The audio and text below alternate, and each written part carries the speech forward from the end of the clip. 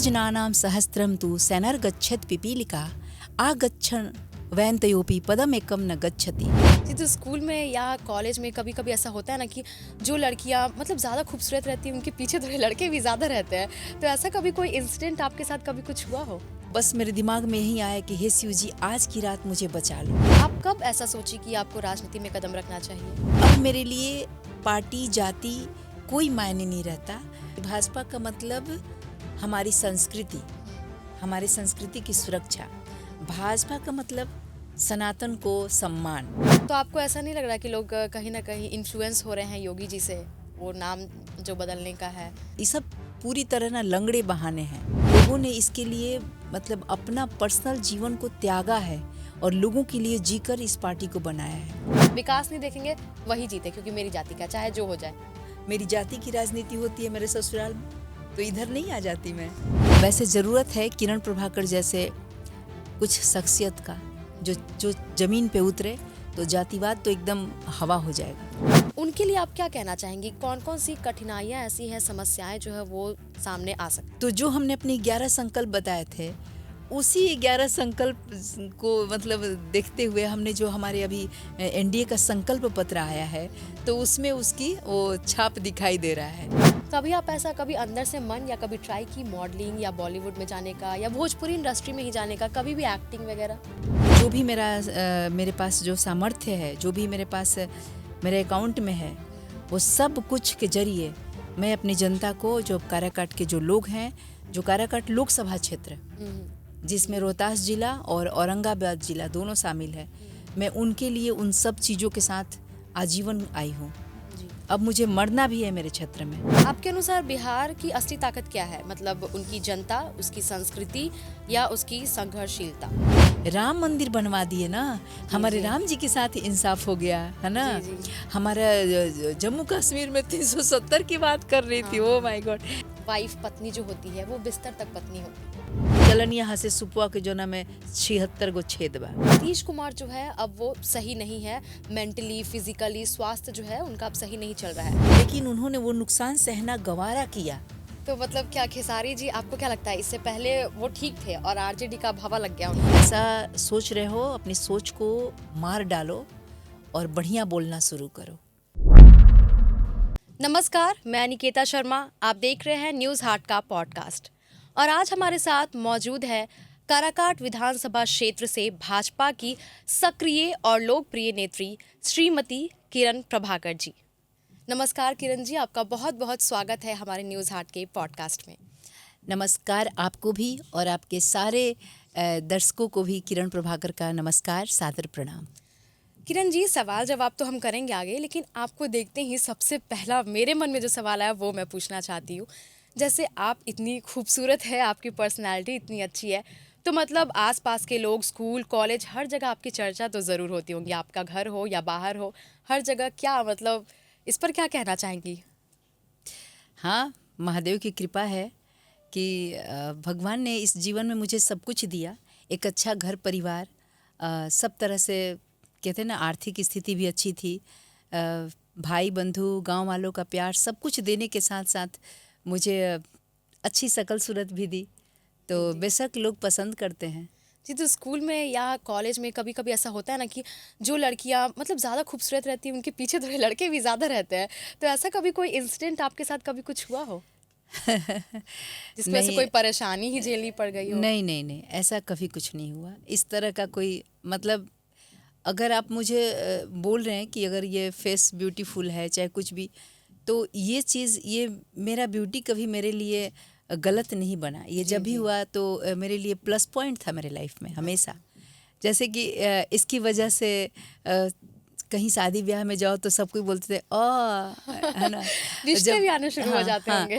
हाँ, जो शादी ब्याह में हम लोग सब दोस्त लोग जब आपस में तैयार होते थे, हाँ ये तुम्हारे में सूट कर रहा है, तो ड्रेस सिलेक्शन में भी ज़्यादा नहीं सोचना पड़ता, कुछ भी उठा के मतलब पहन लो, कुछ भी तुम पे अच्छा लगेगा, कुछ भी अच्छा लगता था। तो काफ़ी मतलब कॉन्फिडेंस आया एक तरह से। मतलब एक तरीके से फ़ायदा ही हुआ हर जगह, फ़ायदा हुआ, नुकसान कभी ऐसा कुछ नहीं हुआ। कभी ऐसा नहीं हुआ। चलिए, बहुत बहुत अच्छी बात है ये। तो अब शुरुआत हम वहीं से करेंगे जहाँ से हर कहानी की जड़ होती है, जैसे बचपन। आप कहाँ जन्म ली, आपका बचपन कैसा रहा, कैसे बीता, ये सारी चीज़ें बताइए। भारत देश के बिहार प्रदेश में जी एक बहुत प्यारा जिला है रोहतास। जी रोहतास ज़िले में विक्रमगंज एक ब्लॉक पड़ता है और उसके अंतर्गत खैरा भूधर एक गांव है। मैं बहुत जगह गई लेकिन मेरे गांव से प्यारा कोई गांव नहीं दिखता। मेरा गांव बहुत अच्छा है। लेकिन हाँ, अब तो मुझे जब क्षेत्र में घूमने लगी हूँ तो और भी बहुत सारे गांव में अब वही खूबसूरती वो मैं कनेक्ट कर पाती हूँ जी जी कि शायद सबको ही अपना गांव बहुत प्यारा बहुत लगता अच्छा है। लगता है, सही तो बात है। मेरा गांव बहुत अच्छा, मेरे गांव के लोग बहुत अच्छे। तो खैरा भूधर एक गांव है। वहीं के गांव के स्कूल में मेरी पढ़ाई लिखाई हुई जो ठीक है। उसके बाद हम लोग कुछ दिन के लिए आरा में आ गए थे। हमारे एक आरा पापा में। डॉक्टर थे, तो कुछ हम लोग 3-4 क्लास तक आरा में पढ़े। फिर उसके बाद हम गांव पे वापस गए तो वहाँ नटवार में आपको एक जनता कन्या उच्च विद्यालय, तो उस वहाँ से मतलब कन्या विद्यालय में ही हमने 6th क्लास से बस अपनी पढ़ाई 10th तक पूरी की। फिर वहीं पे हमने विक्रमगंज नागेंद्र झा कॉलेज से अपना ग्रेजुएशन की। हाँ ग्रेजुएट हुए।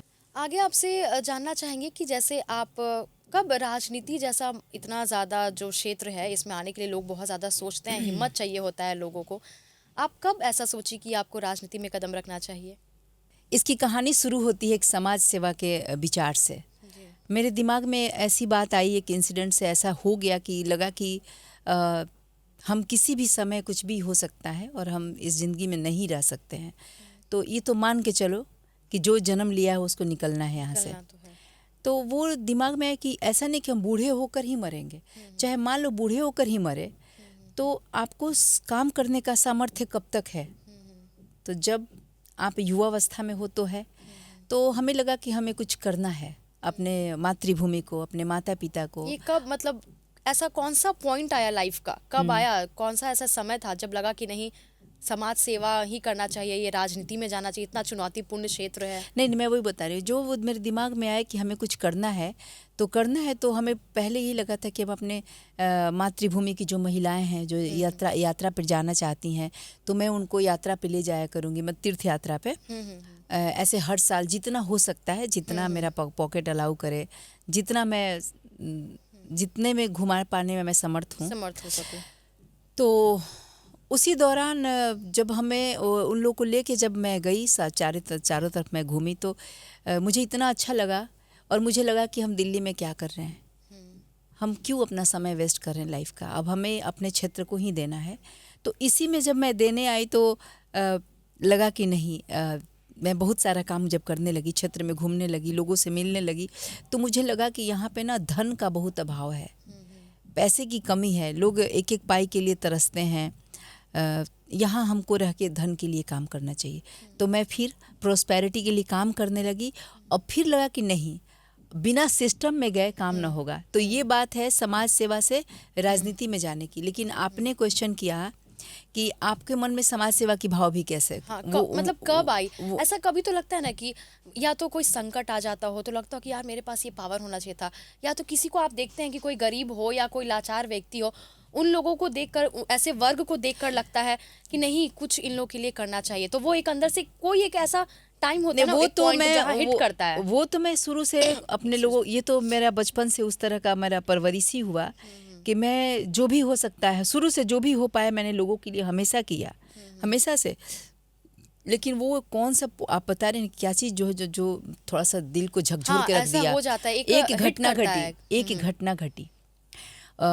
एक ग्वालियर में शिव मंदिर के प्राण प्रतिष्ठा में हम लोग को, दोनों हमारे हस्बैंड वाइफ को, हमें ये किया गया था, क्या बोलते हैं, बुलाया गया था। नहीं, मुख्य यजमान के रूप में हमें रखा गया था।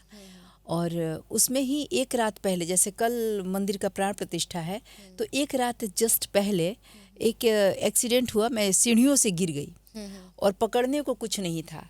तो बस मेरे दिमाग में यही आया कि हे शिव जी, आज की रात मुझे बचा लो, आज मुझे बस कैसे भी जीवन दे दो, कल हो के मुझे मार देना, क्योंकि बहुत सारे लोग साधु सन्यासी आ रहे हैं, इतने सारे लोग, और अगर ये होगा कि एमडी सर की वाइफ को क्या हो गया, मतलब तो होता है ना रंग में भंग पड़ने वाला। जी जी।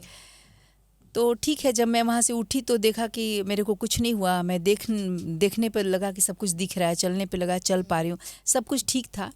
लेकिन मुझे बहुत बहुत चोट आई थी, इतना चोट कि मैं उसका पूरा वर्णन नहीं करूँगी किस तरह से।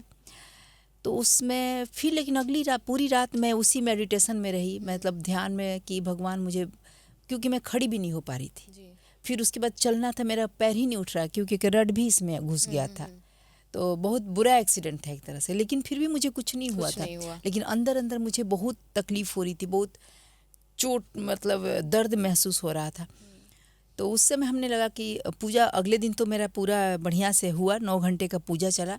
लेकिन जब मैं वहाँ ग्वालियर से 4 घंटे गाड़ी में बैठ के मैं दिल्ली आई, तो मेरे दिमाग में एक ही बात चल रही थी कि लाइफ में कुछ नहीं कहा जा सकता, कुछ भी हुआ तो हमने जाते, हाँ जाते थोड़ा सा अपना ऐसा सारा कुछ कराया कि सब कुछ ठीक हो। तो मेडिकल से सब कुछ चलो ठीक ठाक है। बहुत दिन तक कान में घरघराहट सा था, सब कुछ ठीक हो गया। लेकिन हमने सोचा हम अपनी माँ को यात्रा कराएंगे। मेरी माँ बहुत चाहती थी, ये जीवन का क्या है, वही दिमाग में घूमा।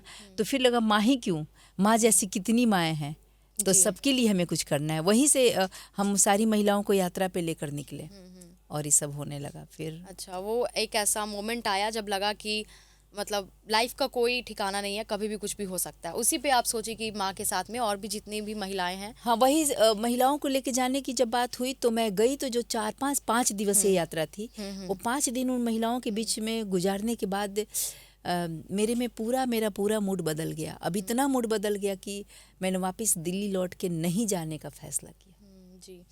तो जब आप ये डिसीजन ली, ऐसा मन में सोची कि मेरे को महिलाओं के साथ या जितनी भी वैसी औरतें हैं उन सभी के साथ यात्रा पे जाना है, तीर्थ यात्रा करना है, तो ये तो एक बहुत बड़ा डिसीजन है, क्योंकि उसमें से आपके पॉकेट से खर्च हो रहा है। तो आपके पति ने सहयोग किया या आपके परिवार ने सहयोग किया या कोई दिक्कतें आई, ऐसा कुछ? नहीं, जब मेरी माँ को और मेरे पापा को लेके जाने की बात थी तो मेरे हस्बैंड बहुत खुश थे। वो बोले बहुत अच्छा, ज़रूर जाओ, ये तो बढ़िया काम है, हमें भी ले लेना। तो ये ऐसा था। लेकिन जब हमने बोला नहीं, माँ ही को क्यों, बहुत सारी माएँ हैं जो मन में एक सपना देखती हैं कि हम भी फलाने तीर्थ स्थल को घुमाते, हम भी देखाते। तो उन्होंने हाथ खड़े कर दिए कि आप गांव की वृद्धा बुजुर्ग महिलाओं को ले जाने की बात कह रहे हो, किसी को कुछ हो जाएगा तो, मतलब आर्थिक स्थिति को लेके नहीं कहा कि मैं पैसा नहीं दे रहा, चाहे कुछ, ये सब नहीं, तुम संभाल नहीं पाओगे। मतलब आपके पति एक तरीके से सपोर्टिव थे, क्योंकि पैसे को लेकर उन्होंने कुछ नहीं कोई बोला। नहीं, और वो नहीं भी जाते तो उतना तो मेरे पास खुद भी था, वो तो कोई बात नहीं था, वो 4-5 लाख रुपए की बात थी, उसमें कितना लगता। तो हमें बस यही लगा कि कुल हम लोग 35 लोग थे उसमें जाने वाले, 35 या कितने थे बोले, वो पहली बार में हम लोग ऐसी 32-33 लोग थे, ऐसी कुछ थे। तो हम लोग, तो उन्होंने बोले कि तुमसे संभलेगा नहीं, कुछ हो जाएगा किसी को, गांव की महिलाएं हैं, कहीं भीड़ में कोई इधर चला गया उधर चला गया, कैसे संभालोगी, हाँ तो काम बिगड़ जाएगा। हम लोग, मैं उसी मिट्टी से हूँ, वो सारी महिलाओं की मैं बच्ची हूँ, तो मैं संभाल लूँगी अपने लोगों को, आप उसके लिए निश्चिंत रहो। उन्होंने काफ़ी रिक्वेस्ट किया था मेरे से कि मैंने ना, अब मैं नहीं रुकने वाली, मैं तो जाऊँगी। तो देखो, थोड़ा सा कुछ अलग करने के लिए एक जिद भी होना ज़रूरी है। एक जिद ज़रूरी है, आपके अंदर उस चीज़ों को संभाल पाने का साहस भी होना ज़रूरी है, क्योंकि किसी भी तरह की स्थिति आ सकती है। ऐसी भी स्थिति आ सकती है कि आपका लोग साथ छोड़ सकते हैं, तो क्या आप उसके लिए भी तैयार हैं क्या? तो जब तो मेरे तरफ से 100% था तो कि जो होगा देखा जाएगा। लेकिन मतलब कोई, जैसा आप बोली कि इस चीज़ के लिए एक इंसान के अंदर करेज, हिम्मत, ये सारी चीज़ें, साहस होनी चाहिए। तो आपके तो पति सपोर्ट कर दिए, सबके ऐसे नहीं होते हैं, तो उन लोगों को क्या करना चाहिए जिनके पति हो या माता पिता हो, वो लोग सपोर्ट ना कर रहे हो, उन लोगों को क्या करना चाहिए इस वक्त पे? अगर उनके मन में ऐसा इंट्यूशन आ रहा हो कि नहीं मेरे को करना ही चाहिए, और लेकिन सामने वाला जो परिवार है उसका वो नहीं चाह रहा है, तो क्या? क्योंकि परिवार चाहते हैं कि नहीं मेरा बच्चा क्यों इन सब चीज़ में पड़ेगा। एक बात जान जाओ आप कि जहाँ चाह वहाँ राह, जी, यूं ही नहीं कहा गया। इसके पीछे का आप समझो। मुझे भी क्या लगता है, आज भी मेरे को लगता है कि मैं 100 से ज़्यादा महिलाएं नहीं ले जा सकती, क्योंकि 100 से ज़्यादा का तो मेरे को भी पॉकेट अलाउ नहीं करेगा, क्योंकि और भी काम देखने हैं। तो आप 2 ही को करा दो, बिल्कुल। ऐसा कुछ नहीं होता है कि हमको परिवार नहीं, ये सब पूरी तरह ना लंगड़े बहाने हैं। ये बहाने हैं कि हमको कोई सपोर्ट नहीं करता, हमको करने, आपको कोई सच बोलने से कौन रोक रहा है? आपको मेहनत करने से कौन रोक रहा है? घर की साफ सफाई करने से कौन रोक रहा है? चीज़ों को संभाल के रखने से कौन रोक रहा है? किसी को अच्छी बात दो बोल देने से कौन रोक रहा है? क्योंकि हर जगह आप लोगों का मदद सिर्फ पैसा खर्च करके नहीं करते हो। किसी के लिए आप भगवान से प्रार्थना करके भी हेल्प करते हो, किसी के लिए अपना समय देकर भी करते हो, किसी को अच्छी सलाह दे के भी हेल्प कर सकते हो। तो आपके अंदर वो भाव होना ज़रूरी है। कोई बाकी मैं कह ही नहीं सकती कि कोई रोड़ा बन सकता है। इस उम्र में तो पता चल गया। बहुत पहले मान लो कि बहुत हम शुरुआती समय में जब हम टीन एज में होते हैं या फिर हम नए नए नवयुवक होते हैं तो हमें बहुत चीज़ों का निभान होता है। करे वो कहेंगे तभी कुछ होगा, लेकिन एक समय के बाद तो पता चल जाता है कि हम अपने आप में संपूर्ण हैं, हम ही हैं। क्योंकि हमें कोई अच्छा बनने से हमें आप अच्छा बनाएंगे तो हम अच्छा बनेंगे। आप सिंपल सोचो ना। नहीं, बात यहाँ पे माता पिता की मैं आ जाती मैं है माता पिता आपको अच्छा बुरा बनाएंगे। कौन माता पिता दुनिया में कहते हैं कि बच्चा तू खराब बन? कौन माता पिता कहते हैं कि स्कूल जाओ तो स्कूल में पढ़ाई मत करो, सिगरेट फूको? कौन माता पिता कहते हैं? तो आपको माता पिता को तो वरदान है इस धरती का। माता पिता तो मैं मानती हूँ कि ईश्वर का रूप है। माता पिता पे तो कोई उंगली उठना ही नहीं चाहिए। उनकी वजह से आप इतने चुके से इतना बड़ा हो चुके, आपके हर ज़रूरत का उन्होंने किस तंगहाली में आपके हर ज़रूरत का ख्याल रखा। माता पिता को तो आप कुछ कह ही नहीं सकते, ये सब गलत है। करने का भाव होना चाहिए आपके अंदर। बिल्कुल सही बात है। आगे आपसे जानना चाहेंगे कि जैसे आप है भाजपा से जुड़ी हुई हैं, तो इनके साथ आपका जो रिश्ता है, वो जुड़ाव जो है वो कैसा रहा है अभी तक का? भाजपा तो मेरे रग रग में है, मेरे मन के हर धड़कन में है। कैसे जुड़ी, सबसे पहले ये बताइए, जुड़ी कैसे आप? भाजपा से कैसे जुड़ गई? भाजपा से हम नहीं भाजपा मैं तो राजनीति में थी ही नहीं। हम लोग सिर्फ भाजपा के वोटर थे, सपोर्टर थे और भाजपा के खिलाफ नहीं सुनने वाले लोग थे। तो हम लोग वो थे, भाजपा के सिवा कुछ था ही नहीं। क्योंकि एक बार आप समझ गए कि भाजपा का मतलब हमारी संस्कृति, हमारी संस्कृति की सुरक्षा, भाजपा का मतलब सनातन को सम्मान, भाजपा का मतलब सबका कल्याण, सबका साथ, सबका विकास, भाजपा का मतलब ऐसे नेता जो परिवारवाद नहीं करते, ऐसे नेता जो सच्चाई के साथ खड़े रहते हैं। भाजपा का मतलब कि मोदी, योगी तो हमें भाजपा, हाँ, तो हमें हाँ कट्टर थोड़ा सा नेगेटिव वर्ड आ जाता है। तो हम लोग प्योर भाजपा ही थे, शुद्ध भाजपा। बाकी मैं आपको बता दूं, अब जब मैं समाज सेवा में क्षेत्र में हूँ और मैं वापस लौट गई हूँ अपनी मातृभूमि पे, तो मैं आपके चैनल के माध्यम से भी अपने लोगों को ये संदेश देना चाहती हूँ कि अब मेरे लिए पार्टी जाति कोई मायने नहीं रहता। हमारे क्षेत्र के सभी लोग हमारे परिवार जैसे हैं। जी बिल्कुल, हमारे भाई के जैसे हैं। अपने परिवार में क्या आपके सभी भाई आपकी तरह थोड़ी ही सोचते हैं? जी सही बात। अपने परिवार में भी लोगों का अलग अलग मत होता है ना। तो क्षेत्र की जनता को भी अलग अलग मत को जीने का हक है। लेकिन मैं उनके लिए उनका किसी पार्टी में रहना मेरे काम पे को दुष्प्रभावित नहीं कर सकता। मैं उनको अगर जॉब देती हूँ, मैं उनके लिए उनके गांव के मंदिरों का जीर्णोद्धार कराती हूँ, मैं वहाँ के महिलाओं को सपोर्ट करती हूँ, तो ये सब तो है ही नहीं। मेरे क्षेत्र के सभी लोग मतलब मेरे साथ हैं। मैं उनके लिए खड़ी हूँ, चाहे आप किसी भी पार्टी को मानते हो। रही बात कि आपने भाजपा, वही तो भाजपा मेरे मन में था। जब मैं पॉलिटिक्स में आई तो भाजपा के सिवा किसी और में जाना ही नहीं था।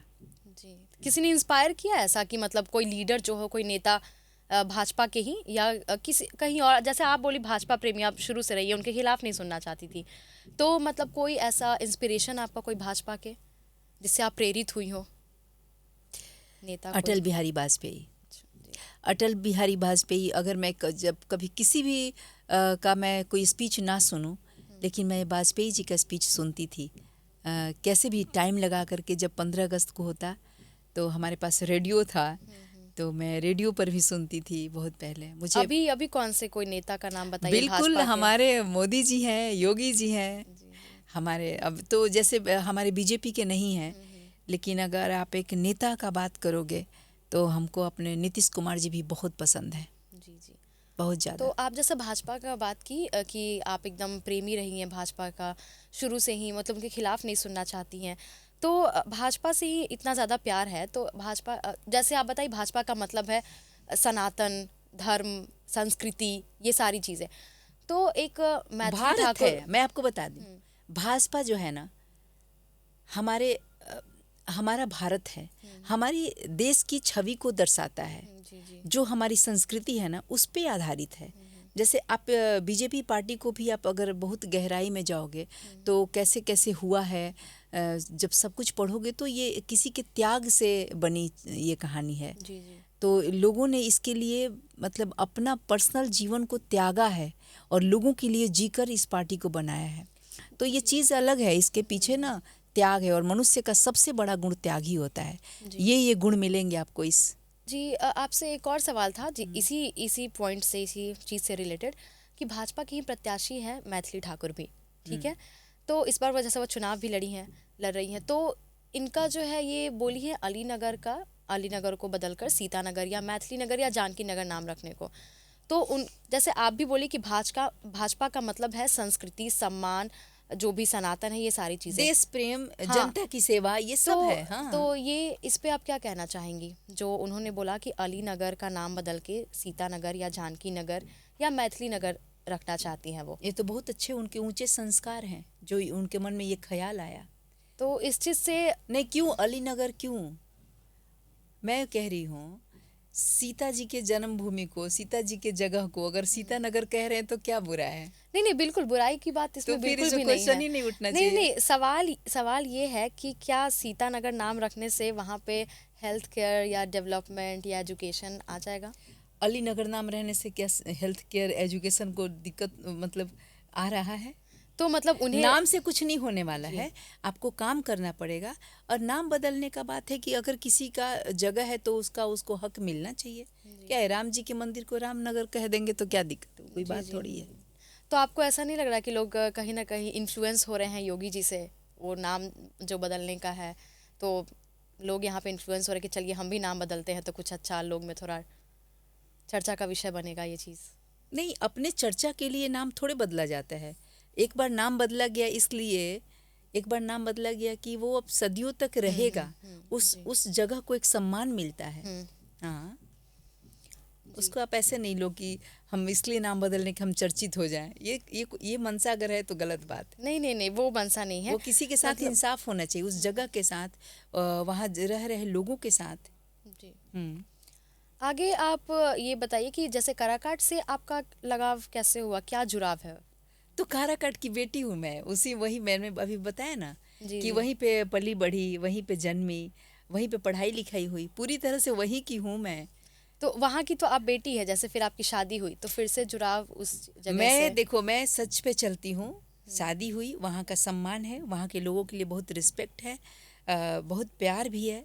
लेकिन जो मैं कह सकती हूँ कि जो मैं मरने जीने का जो हद होता है, किसी भी हद तक जाकर के उनकी सेवा करने का जो एक प्रण है, वो आपको दिल से आना चाहिए, दिखावटीपन में नहीं। और वो उन्हीं लोगों के लिए आएगा जिन लोगों के गोद में खेली हूँ, जिन लोगों ने अपने अपने हाथ से मुझे सान के ऐसे खिलाया हो। तो वो लोग, उन लोगों के लिए मैं तो कुछ करूँगी ना। वो दिल के जुड़ाव का बात है। अन्यथा मेरी जाति की राजनीति होती है मेरे ससुराल में, तो इधर नहीं आ जाती मैं ना। मुझे वो राजनीति करूँ ना करूँ, मुझे अपने लोगों का लाइफ बदलना है। तो जैसा कि आप बोली कि आपका जहाँ ससुराल है, जाति की राजनीति काफ़ी ज़्यादा होती है, तो क्या जाति की राजनीति वहाँ नहीं, मैं ये कह रही हूँ कि मेरी जाति के लोग वहाँ ज़्यादा हैं। अगर मैं राजनीति वहाँ से करती हूँ तो मेरे को ज़्यादा सहूलियत होगी। जाति की वजह से जो आजकल चल रहा है, जो कि बहुत ही दुखद है, मैं वही बोल रही हूँ। लेकिन मुझे उस पे नहीं जाना, बाकी लोगों की तरह जात पे नहीं जाना। मैं तो इस चीज़ को कम करके लोगों की आंखें खोल रही हूँ कि हम कहाँ जा रहे हैं। आप सोचो कि सब अपने अपने जाति का, अगर एक एक नेता निर्दलीय कोई खड़ा हो जा रहा है, कोई पार्टी से खड़ा हो रहा है और अपना जात देखकर वोट दे रहा है, तो ये तो जातीय जनगणना हो रहा है। ये वोट किसके लिए पड़ रहा है? और फिर जिसकी जनसंख्या ज़्यादा होगी वो अगर जीतता है, फिर वो अपने जाति के दम पे जीतेगा, फिर वो विकास करने का, काम करने का बात क्यों करेगा? आप सिंपल सोचो ना। बिहार में तो ये चीज़ें जो हैं वो धीरे धीरे करके बढ़ती ही जा रही है। ये कम, मतलब क्या लगता है आपको कैसे कम होगा ये सारी चीज़ें जो हैं जाति वाति को लेकर? जो चीज़ें आज के डेट में हम लोग 2025 अब आ गया है, हम लोग यहाँ जी रहे हैं और इसमें भी जातिवाद को लेकर इतना ज़्यादा है हम्म। कि हर एक अगर जाति से आप देख लीजिए, चाहे वो ब्राह्मण हो, भूमिहार हो, राजपूत हो, कायस्थ, मतलब जो भी जाति, यादव हो, वो सारे लोग अपना अपना एक लीडर खड़ा करना और चाहते हैं कि वही मेरा विकास नहीं देखेंगे, वही जीते क्योंकि मेरी जाति का, चाहे जो हो जाए। देखिए, दुर्भाग्यपूर्ण है कुछ ऐसे नेता आए जिन्होंने कि लोगों में जाति के हवा को की लहर पैदा कर दी, और जनता को वो पूरा ध्यान उस तरफ ले गए ना, लोगों का ध्यान वो जाति की तरफ ले गए, और वो चीज़ लोगों में कहते हैं ना कि वो थोड़ा अंदर तक समा गया। तो जैसे गया है वैसे वापस भी आएगा। वैसे ज़रूरत है किरण प्रभाकर जैसे कुछ शख्सियत का, जो जमीन पे उतरे तो जातिवाद तो एकदम हवा हो जाएगा। जी बिल्कुल। तो जैसे आपको मौका तो इस बार नहीं मिला, इस बार जो भी आपको टिकट नहीं मिला, इस चीज़ को लेकर आप क्या कहना चाहेंगे? क्योंकि आपके अंदर ऐसी बहुत सारी चीज़ें हैं जो आप बोल रही हैं कि ये चीज़ें आप बदलाव ला सकती हैं, ये चीज़ें कर सकती हैं आप। आपका काफ़ी ज़्यादा समाज सेवा में ये सारी चीज़ें आपकी है, रुचि भी रही है। तो टिकट नहीं मिल के कौन हमको रोक रहा है ये काम करने से? आपसे मैं पूछती हूँ, अगर टिकट नहीं मिला तो मुझे कोई अच्छा करने से रोक थोड़ी ही रहा है। मेरे बीजेपी पार्टी के लोग तो बहुत खुश हैं मेरे काम से। वो कहते हैं तुम करो, अच्छा काम कर रही हो तो करो, को किस और मेरे को रोकेगा थोड़ी कोई कि आप किसी को जॉब मत दो बिना जात पात देखे बगैर। हर जात के गांव के मंदिर का जीर्णोद्धार कराओ, हर जात के गांव के लोगों में जा कर के वृक्ष वितरण प्रोग्राम करते हो करो, हर जात की महिलाओं को लेकर तीर्थ यात्रा पे जाते हो जाओ, कौन रोक रहा है?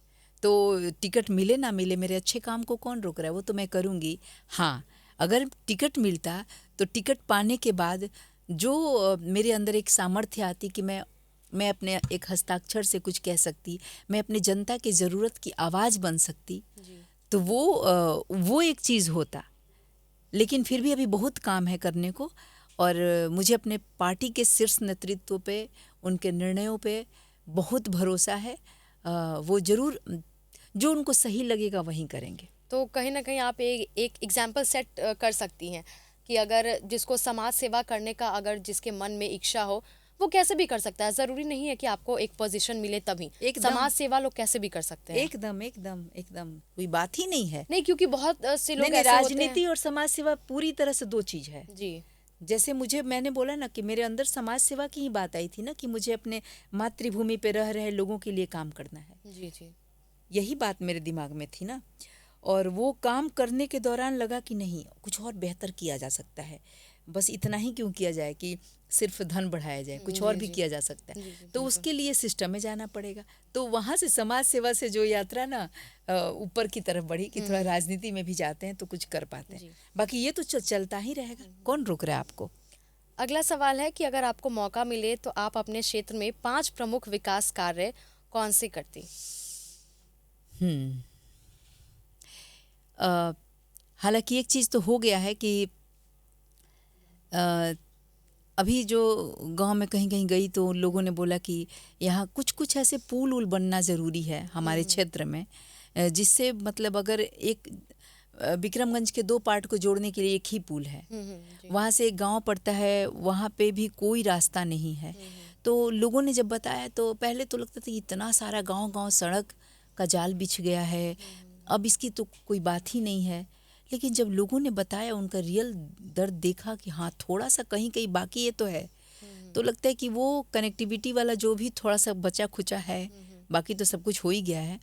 तो एक तो वो लोगों को आने जाने का कोई दिक्कत नहीं रहना चाहिए किसी भी गांव में, तो एक उसको। लेकिन अगर आप जो 5 बड़े काम पूछे हैं तो उसमें है कि जैसे हमारे क्षेत्र का मेरे दिमाग में लगता है कि हमारे यहाँ लड़के बहुत टैलेंटेड हैं, लड़के लड़कियाँ मतलब बच्चे बहुत टैलेंटेड हैं, उनके लिए अच्छी शिक्षा का व्यवस्था करना, और जो लोग खेल में आगे बढ़ना, हाँ जो इंटरेस्ट रखते हैं, खेलना चाहते हैं, तो वो मैं एक उनके लिए खेल स्टेडियम ज़रूर बनाती। हाँ, ताकि वो कैसे भी बच्चे माने आगे बढ़ मतलब कोई पढ़ के बढ़े, कोई खेल के बढ़े, तो ये सब चीज़ का मैं ज़रूर से काम करती। महिलाओं के लिए तो देखो, जो भी हम आपको एक और मैं बात बता देती हूँ आपकी, कि हम 2024 में जो हमारा लोकसभा इलेक्शन हुआ था, तो उसमें मैं निर्दलीय मैंने ट्राई किया था चुनाव के, मैंने नॉमिनेशन तक किया था। तो जो हमने अपने 11 संकल्प बताए थे, उसी 11 संकल्प को मतलब देखते हुए हमने जो हमारे अभी एनडीए का संकल्प पत्र आया है, तो उसमें उसकी वो छाप दिखाई दे रहा है। जी तो मुझे अच्छा लगता है, जैसे हम विक्रमगंज में एयरपोर्ट चाहते थे, जी जी तो ये हम बिल्कुल चाहेंगे कि एक एयरपोर्ट भी होना चाहिए विक्रमगंज में। हेल्थ केयर सुविधा बहुत ज़रूरी है, क्योंकि वहाँ से इलाज के लिए आदमी को यहाँ वहाँ जाना पड़ता है दूर दराज, बढ़िया इलाज के लिए।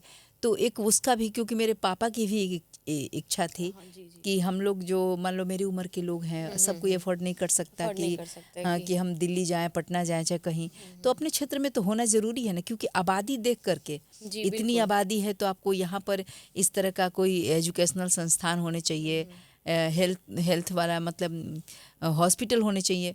तो उस तरह से ये सब चीज़ों का कोई कमी नहीं रहना चाहिए, ये ये सब है। सारी चीज़ें मतलब ऐसा आपको लगता है कि ये बदलाव मतलब आपके क्षेत्र में हो सकता हाँ हाँ, मैं अभी भी नहीं भी मिला है तो मैं उसके लिए प्रयास करूंगी, मैं अपनी प्रार्थना लेकर जाऊंगी ना। है? जी जी हाँ, मैं ऐसा थोड़े है कि मैं जब इसमें पावर में आऊँ तभी मैं काम तभी ये करूँ। बदलाव मैं ला अभी भी सको। अपने लेवल से प्रयास करने वाली हूँ, ये सब जी जी बात मैं बताने वाली हूँ लोगों को। जी क्या आपको लगता है कि बिहार में अब राजनीतिक सोच में कोई सकारात्मक बदलाव आ रहा हो? हाँ, एक कोई कहने के जवाब तो आप देख रहे हो। जी आपके आप बताइए आप दर्शकों को, आप खुद दर्शकों को बताइए। आप तो देख रहे हो, काफी कुछ अच्छा हो रहा है सब कुछ हमारे। मैं क्या बोल रही हूँ कि आपने सोच बोला, जी सकारात्मक सोच। सकारात्मक सोच। राजनीति में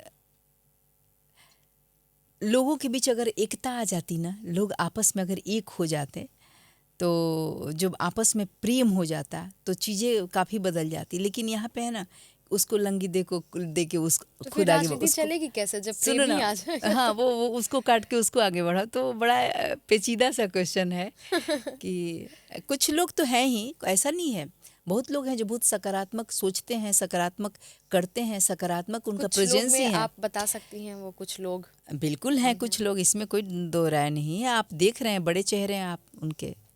अब बड़े चेहरे का आप नाम बताइए हमारे ताकि हमारे हम लोग भी तो देख सके, सोच हमारे सके, हमारे दर्शक भी देख सके। हमारे पीएम, हमारे सीएम, जी आप देख सकते हैं, कई जिलों कई राज्यों के सीएम बहुत उम्दा हैं, बहुत अच्छा काम करें, बहुत सकारात्मकता के साथ अपना हर एक कदम बढ़ाते हैं।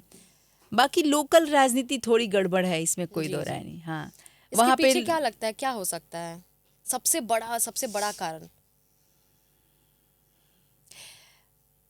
हम मनुष्य के अंदर ना पूरी सृष्टि है एक, हमारे अंदर पॉजिटिविटी भी है, नेगेटिविटी भी है। जी तो कभी कभी किसी चीज़ को पाने की चाह इतनी ज़्यादा बढ़ जाती है कि हम नेगेटिव कदम उठा लेते हैं, और तब हमें पता नहीं चलता कि ये एक हम नेगेटिव काम कर रहे हैं, और गलत दिशा में जा रहे हैं, लोगों को पता नहीं चलता। इस क्रम में वो एक से एक अनर्थ भी कर बैठते हैं, है ना। जी जी तो उसी में एक चीज़ है कि आपके अंदर ईर्ष्या है, जलन आपके की अंदर भावना। जलन है, आपको हमको उठने नहीं देना है, आपको बढ़ने नहीं देना है, आपको काट देना है। तो एक ईर्ष्या जलन है। दूसरी बात कि जो जातिगत चीज़ों को जो जाति कहा ना कितना इसमें रग रग में खून पूरे। ये नसों में समाया हुआ है, इस खून की तरफ मतलब ये बह रहा है जाति। तो एक वो भी भावना है कि हमारी जाति का कैंडिडेट नहीं है, हमारी जाति का नहीं है, ये क्या है।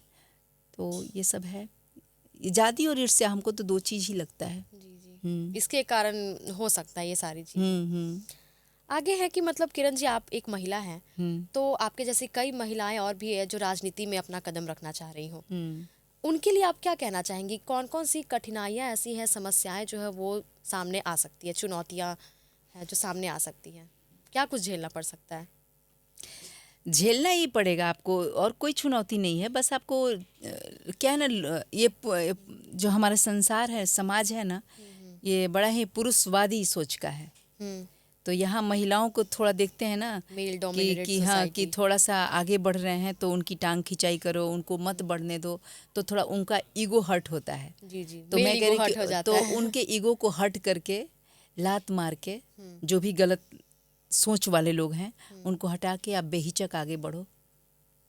आपको कौन, लेकिन आप खूब अपने आप में भगवती हो, देवी रूप हो, महिला हो, माँ हो, महान हो, लेकिन इतना तुम्हें कौन आसान नहीं रोकेगा? है।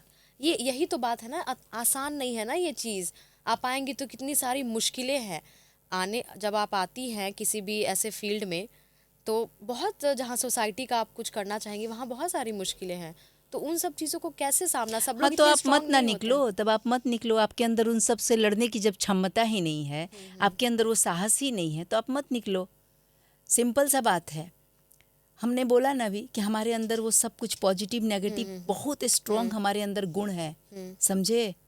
तो ये जो बाहर की चीज़ कुछ नहीं है, आप समझो तो बाहर की चीज़ कुछ नहीं है, सब कुछ अंदर में ही है। ये बैलून जो उड़ता है अपने साइज और शेप की वजह से नहीं, वो कलर की वजह से नहीं उड़ता है, उसके अंदर कुछ होता है। तो आपके अंदर है ना जी, आपके अंदर वो गुण है, होना चाहिए, वो भाव होना चाहिए कि जो भी सामने में आएगा उसको हम ऐसे देख लेंगे, तब आप आगे बढ़िए। जब आपके अंदर वो चीज़ है ही नहीं, ऐसे थोड़े होता है। आपके अंदर तो वो भाव होना चाहिए। अब जैसे देखो, माँ से मजबूत कोई नहीं होता दुनिया में। माँ एक बहुत मजबूत चीज़ का नाम है। कितनी भी कमज़ोर माँ हो, कितनी भी बीमार हो माँ हो, उसका बच्चा भूखे मर सकता है क्या? मर सकता है? जी नहीं, वो बना के खिलाएगी, कैसे भी अन्न भी जुटा लेगी, कैसे भी करके कर लेगी। तो जब आप एक अपने बच्चे के लिए माँ बनते हैं, उसी तरह समाज के लोगों के लिए आप कुछ करने को ठान लीजिए उसी भाव से, तो सब कुछ होगा। जी बिल्कुल। तो महिलाओं के लिए आप क्या कहना चाहेंगी, मतलब उन लोग के लिए आप क्या करना चाहती, दिल से आप क्या करना चाहती हैं अभी भी? महिलाओं के तीनों रूप के लिए मैं काम कर रही हूँ। उनका जो जो बाल्यावस्था में है, जो पढ़ाई करें वो बालिकाएं, जो युवावस्था की महिलाएं हैं उनके लिए, जो वृद्धावस्था के लिए, वो मैं तीनों के लिए काम कर रही हूँ। और ये चीज़ पे जब, जैसे अपन कैसे बोला कि ये 5 चीज़ काम करेंगे तो क्या करेंगे, अब वो सब क्या क्या बताना, उसमें महिलाओं के लिए भी बड़ा चीज़ है। जैसे आप देखो कि एक तो हमने देखा अपने क्षेत्र में कि बहुत कम महिलाएं सोचती हैं कि हम आत्मनिर्भर बन पाए। जी। तो सबसे पहले तो उनको इस बात के लिए अवेयरनेस स्प्रेड करना है। भाई, आप खुद ही को बना लिए हो कि हम 10 रुपए के लिए हमेशा अपने पति के सामने, से, जब तक शादी ही नहीं हुआ तब तक पिता से या भाई से, शादी हो गया तो पति से, और बच्चे हो गए तो फिर बड़े हो गए आप बेटे तो तैयार बेटे से। ही नहीं हो रहे करने को। तो हमने क्या बोला, जैसे लड़कियों के एजुकेशन पे मैं काम कर रही हूँ, उनके मम्मी पापा को मैं उनको पढ़ाने के लिए काफ़ी कुछ कह रही हूँ कि अपनी बेटी को सशक्त बनाइए। और जब वो एजुकेटेड नहीं होंगी तो उनका जीवन एक पंगु की तरह ही रहेगा। तो किसी भी तरह से उनको पढ़ाइए। बाकी मैं भी अपने तरफ से काफ़ी कुछ होता है, मैं जो भी उनको पठन पाठन की सामग्री देना, जो भी होता है बच्चियों को, वो करती हूँ। युवा महिलाओं के लिए जो कुछ नौकरी वाली दीदी के नाम से तो हूँ ही, तो मैं जो होता है नौकरी भी उनको देती हूँ। और जो महिलाएं अपना रोजगार करना चाहती हैं तो उनको उनके आत्मनिर्भरता के उनके प्रयास में मैं उनको फिर पूरा अपनी कोशिश देती हूँ कि कुछ उनको कर पाऊँ। जैसे कुछ महिलाएं अभी सिलाई सीख करके और अपना खोलना चाहती हैं, तो मुझे बहुत खुशी हुई। तो हमने 5 महिलाओं को सेलेक्ट किया है जिसको सिलाई मशीन मैं अपने थ्रू दूंगी। चल भाई तू अपना बुटीक खोलो, है ना। तो मुझे अच्छा लगता है। फिर वृद्धा महिलाओं के लिए मैं क्या करती हूँ कि उनको और चाहिए ही क्या लाइफ में, वो बस चाहते हैं कि अब हम थोड़ा सा घूम लें, तीर्थ स्थल यात्रा करें, तो उनको वहाँ ले जाते हैं, करते हैं। महिलाओं के लिए तो करेंगे ना। ये तो आपकी राजनीति की जो भी जर्नी है, ये सारी चीज़ें हमने जानी। तो आपको कभी ऐसा नहीं लगा कि आप, जैसे शुरुआत में भी मैंने कहा, आप इतनी अच्छी दिखती है, इतनी खूबसूरत भी है, पर्सनैलिटी इतनी अच्छी है, अच्छा खासा परिवार है कि आपको किसी चीज़ के लिए कभी रोका नहीं। कभी आप ऐसा, कभी अंदर से मन, या कभी ट्राई की मॉडलिंग या बॉलीवुड में जाने का, या भोजपुरी इंडस्ट्री में ही जाने का, कभी भी एक्टिंग वगैरह, ये सारी चीज़ें? हम लोग तो भोजपुरी गाने भी नहीं सुनते थे, आपको सच बताऊं। मैं जिस परिवार से आती हूँ, हमने कभी भोजपुरी गाना सुना भी नहीं था। क्योंकि आपने बताया ना, हर जगह तो वो चीज़ प्लस पॉइंट ही आपके लिए रहा, नहीं, फायदा ही रहा। भोजपुरी मैं बता रही हूँ, हम लोग स्कूल जाते आते रास्ते में कभी किसी को सुन लिया कि कहीं भोजपुरी गाना चलता है, तो लगा कि अच्छा ये कुछ गाना, तो लगता था जैसे कुछ, बाद में ये आए ना, मनोज जी आए, मतलब हाँ, थोड़ा इन लोग का, हम लोग मतलब मनोज जी का एक आध गाना कभी कभी कहीं से सुन लिया इधर उधर, नहीं तो हम लोग तो सुने ही नहीं। वो भोजपुरी न सिनेमा कुछ भी ऐसा नहीं था। हाँ, हिंदी सिनेमा उनेमा देखते जरूर थे, लेकिन इस तरह से कभी नहीं सोचा, मतलब मन में उस तरह का भाव नहीं बनाया गया कि वो एक उस तरह का क्षेत्र है जहाँ हमें जाना चाहिए। हमें ये था कि हम पढ़ के IPS, हम IPS कंप्लीट करेंगे, हम बिजनेस करेंगे, हम ये इस तरफ से था, उस तरफ से नहीं था। तो भोजपुरी तो सुनने का भी बात नहीं था, दूर दूर तक दिमाग तो में भी कभी नहीं, रुचि नहीं आई कि हाँ एक्टिंग या मॉडलिंग कभी कुछ ट्राई करते हैं, ऐसा कभी नहीं रहा? कभी नहीं। बचपन से ही? मतलब बोले तो उधर ये झुकाव ही नहीं था कि उसको हम लोग उस मतलब बचपन से जो बताया गया, जो वो सारी चीजें आपके मन कि में, हाँ कि वो सब, वो अपना क्षेत्र ही नहीं है, क्षेत्र ही नहीं वो है, अपना एरिया नहीं है, वो उधर अपने को सोचना भी नहीं है। सोचना भी नहीं है जी। हाँ। अगला सवाल है कि अगर भविष्य में आपको विधान परिषद या मतलब एमएलसी का अवसर मिले तो अगला कदम क्या होगा आपका? अवसर मिला तो उसको ब्लेसिंग समझ कर स्वीकार करूंगी। अवसर मिला तो जरूर जाऊंगी, क्यों नहीं। क्योंकि आपकी तो मतलब जैसे आप बताती है आपकी ये प्लानिंग है, आप नहीं भी अगर आपको टिकट मिला है तब भी आप चीज़ें करेंगी, रुकेंगी नहीं आप? क्यों रुकना, मैंने जीवन को समर्पित किया है ना। जी। तो अगर उसका कोई ऐसा हो सकता है प्लान कि वो पावर मिलने के बाद थोड़ा और भी ज़्यादा अपने अंदर आप ला सके कि हाँ, जैसे आप बोली कि हस्ताक्षर अगर जाए, साइन जाए तो वो ज़्यादा एक थोड़ा वजन होता है, वेटेज होता है उस हाँ चीज़ का। बिल्कुल, थोड़ा क्या सब कुछ होता है उससे, उसी से तो सब होता है।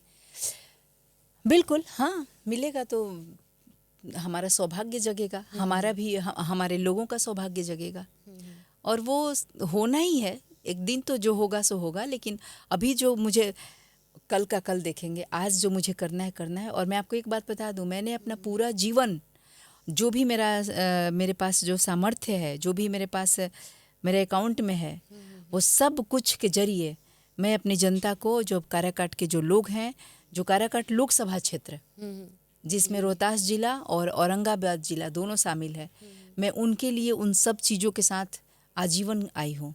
जी। अब मुझे मरना भी है मेरे क्षेत्र में। अब इतना जान जाइए, मैं लौट के नहीं जाने वाली, क्योंकि अगर मुझे तभी लौट के जाऊंगी जब कोई आके कह दे कि तुम अमर हो गए, अब तुम मरने वाले नहीं हो, तुमको जहाँ मिल गया अमरत्व का वरदान। जी, तो सो होना नहीं है, उसी तरह से मेरा अब वापसी भी नहीं होना तो है। मतलब जो भी ये सारा जीवन को अपना समर्पित कर जी देना जी, है। किसी देखो कहीं आपको जब इस तरह का ज्ञान हो जाए, ये इस रियलाइजेशन के बाद, तो अक्सर लोग कहीं कहीं कुछ दूसरे तरह का करते हैं, स्पिरिचुअलिटी में उतरते हैं, और कोई मंदिर, कोई आश्रम, कोई ऐसे जगह जाते हैं। हमें लगा कि नहीं, हमें ये भी एक पूजा है, बिल्कुल, समाज सेवा करना भी एक पूजा और है। हम अपने इस आत्मा के यात्रा में, जो हम इस अध्ययन में जो हम गहरे उतरे हैं, तो हमें ही लगता है कि जिस अवस्था से मैं गुजरी हूँ, पढ़ाई के दौरान जो मुझे जो दिक्कतें हुई थी, जो चीज़ मैं चाहती थी कभी कभी, कोई चीज़ की, जैसे कुछ पढ़ना था ना, मेरा गांव में ही परवरिश होना, गांव में ही सब कुछ और होना, काफ़ी हमें पढ़ाई बोला कि लिखाई घर में हम सारी लोग चीजें। गाना तक नहीं सुन सकते थे। तो एक तो बड़े घर में होने का बहुत सारा फ़ायदा भी था, लेकिन काफ़ी कुछ बंदिशें भी थे कि हम लोग घूम नहीं सकते थे, दरवाजे पे थोड़ी देर खड़े नहीं हो सकते थे। तो इस तरह से रखा गया। तो वो सारा चीज़ अब कोई किसी को ना मिले, उसके लिए मुझे काम करना है। उसके लिए काम करना है जी। कोई किसी भी लड़की को किसी सुविधा का अभाव की वजह से वो आगे न बढ़ पाए, ऐसा नहीं होना चाहिए। जी जी। मैं कहीं से किसी के लिए खड़ी हूँ। सबका साथ, सबका विकास, सबका विश्वास, भाजपा की इस नीति को आप अपने क्षेत्र में किस रूप से लागू कर रही हैं? एक्चुअल में भाजपा का जो है ना, सबका साथ, सबका विकास, सबका विश्वास, ये चीज़ भाजपा का तो है ही, जी लेकिन इधर भी है, और दोनों जुड़ के एक पुल बन गए हैं, है ना। जी जी। तो आप पता कर लेना, मैं आपको यहीं कब से बता रही हूँ कि हमारे क्षेत्र के सभी लोग, चाहे वो किसी भी जाति को हो, बल्कि मैं ये भी मानती हूँ कि किसी भी पार्टी के भी हों, पुरुष हों, महिला हों, बूढ़े हों, जवान हो, बच्चे हों, जी। मैं सबके लिए, सबके साथ खड़ी हूँ, और ये मेरे नस नस में है।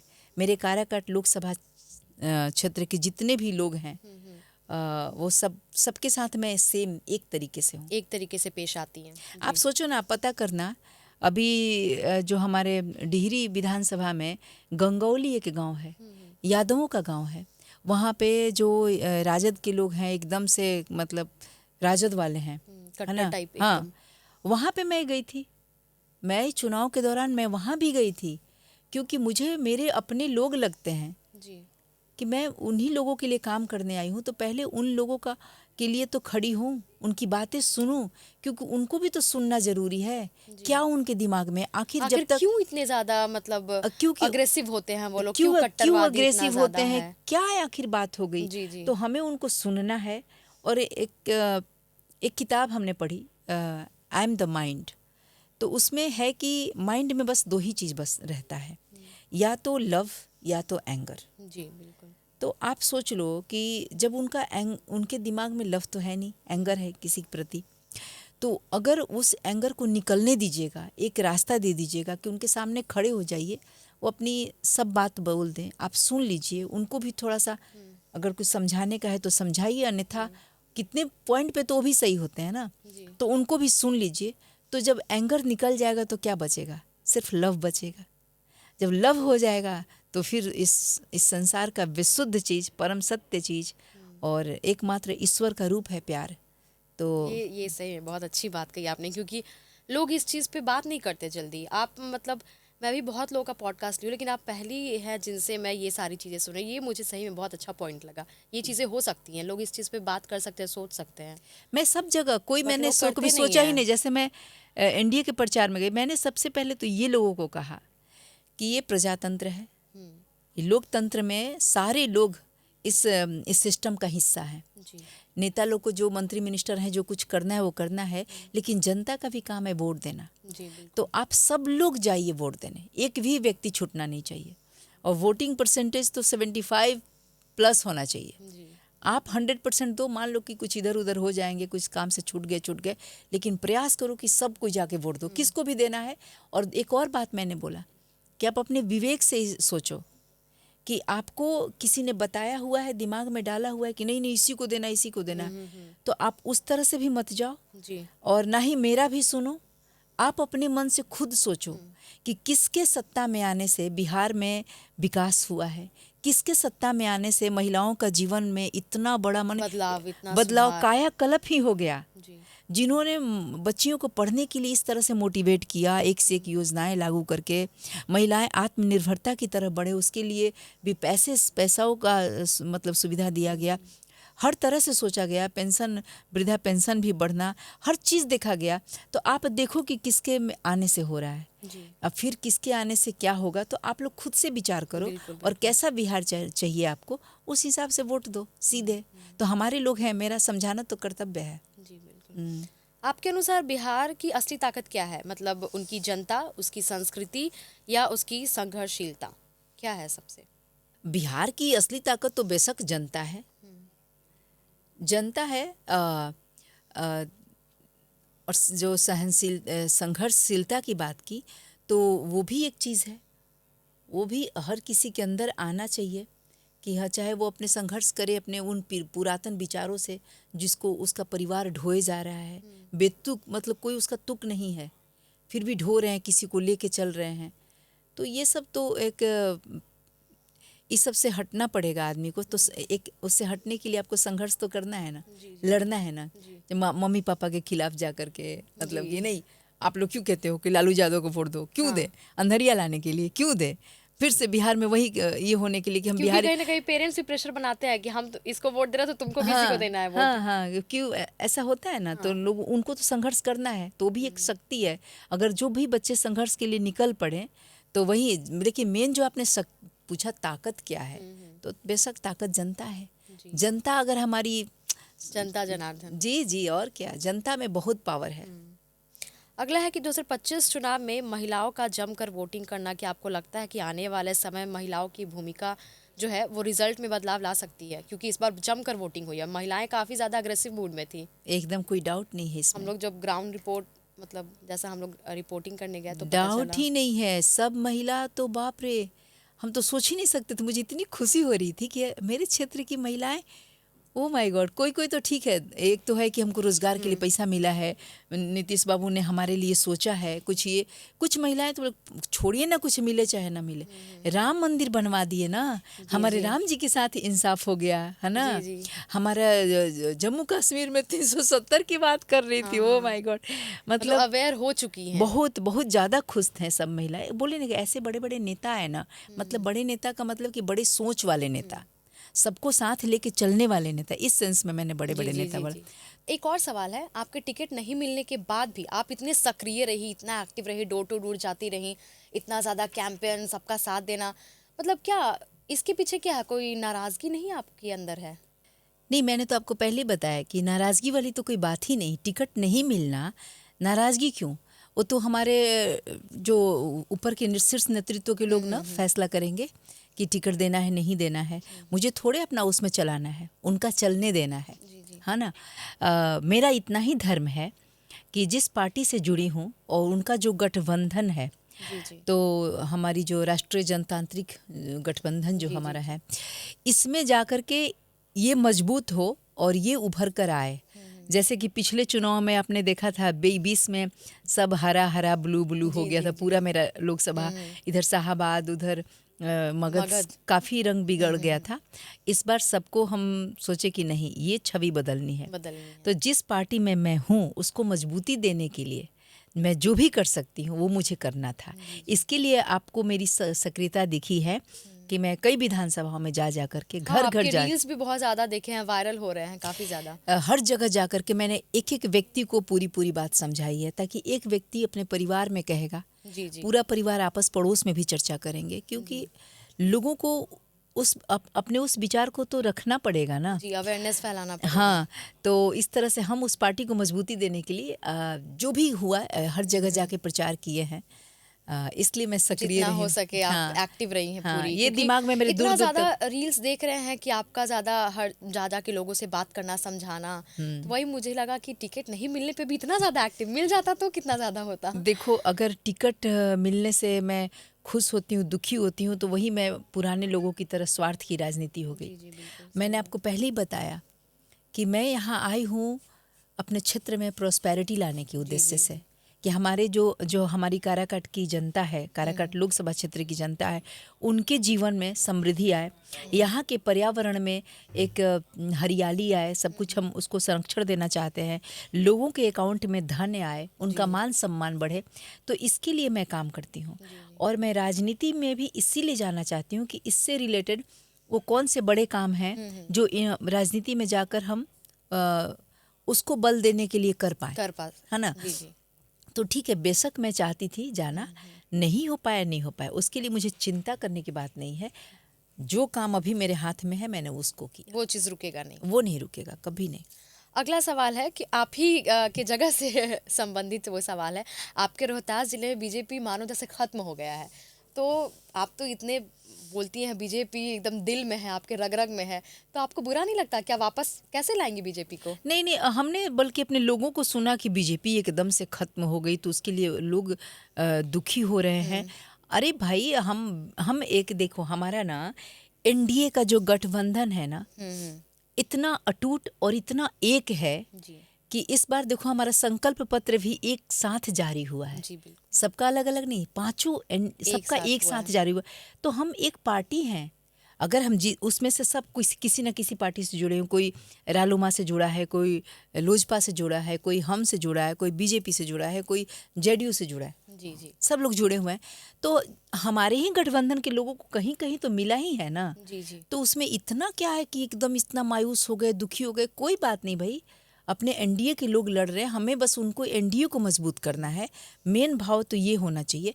दूसरी बात, अगर लोग कहते हैं कि बीजेपी चला गया, अरे भाई, तो जिस तरह से गया है उस तरह से आ भी जाएगा। मान लो बीजेपी का 3 सीट गया है, बीजेपी को 6 सीट मिल जाएगा, इसमें क्या है? तो कोई बात ही नहीं है। बिल्कुल। वो तो समय का उतार चढ़ाव है। उतार चढ़ाव भी इसको नहीं बोलेंगे, सही अर्थों में तो ये कहिए कि वो परिवर्तन संसार का नियम है।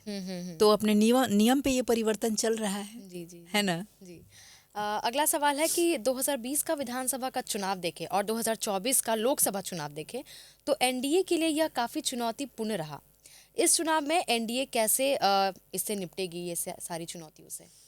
एनडीए कैसे निपटेगी? देखिए, एनडीए ने इतना काम कर दिया है, एनडीए सिर्फ अपने काम के बल पे निपटेगी।